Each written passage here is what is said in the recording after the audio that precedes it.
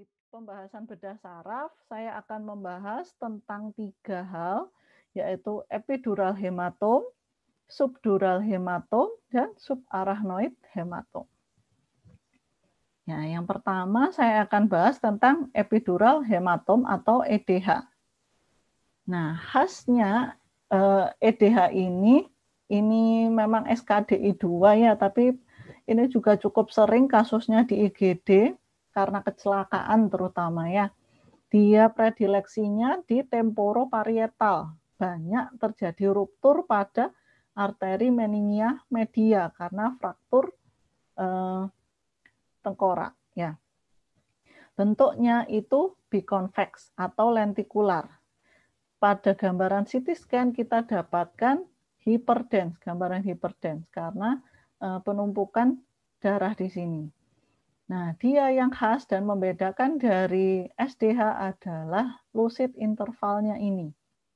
Ya, jadi dia bisa nggak sadar, terus beberapa menit kemudian atau beberapa jam kemudian dia sempat sadar, habis itu nggak sadar lagi. Nah, gejala klinisnya itu bila terjadi rapid expansion, karena ingat ya, dia yang pecah adalah arteri meningia media, jadi dia cepat perdarahannya. Kalau sampai ekspansinya rapid bisa terjadi herniasi transtentorial, jadi herniasinya ke bawah arahnya. Nah, yang kedua, biasanya kita pada pemeriksaan fisik kita dapatkan unilateral dilated pupil. Nah, pada pupil yang terdilatasi itu biasanya searah dengan lesi. Jadi misalnya yang dilatasi kanan, lesinya biasanya di kanan. Dan terjadi hemiparesa atau hemiplegi di sisi tubuh kontralateral atau ekstremitas kontralateralnya.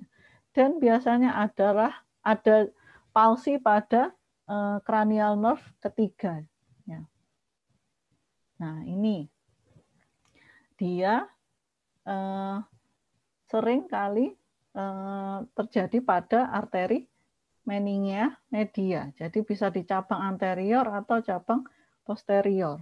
Ya. Nah, selanjutnya kita akan bahas tentang subdural hematom atau SDH. Nah, subdural hematom ini khasnya dia karena ruptur bridging vein, jadi bleedingnya lambat. Ya, kalau tadi kan EDH cepat karena dia di arteri, kalau SDH karena rupturnya di bridging vein maka pendarahannya lambat. Bentukannya seperti bulan sabit atau semilunar. Jadi karena bentukannya bulan sabit dia bisa menekan parenkim otak, jadi ada midline shift. Sering pada lansia, pada trauma tumpul, pada pasien-pasien alkoholik atau bayi yang diguncang. Makanya bayi nggak boleh diajak main yang misalnya dilempar-lempar gitu, jangan ya. Ya, dia juga bisa sering menimbulkan counter cup injury, jadi cederanya di sisi kontralateralnya juga dari si semilunar tadi. Nah, yang terakhir kita bahas tentang subarachnoid hematom atau SAH. Ya, dia disebabkan oleh perdarahan atau pecahnya aneurisme yang mengisi rongga subarachnoid. Jadi gambaran pada CT scan-nya itu hyperdense mengikuti sulcus dan gyrus.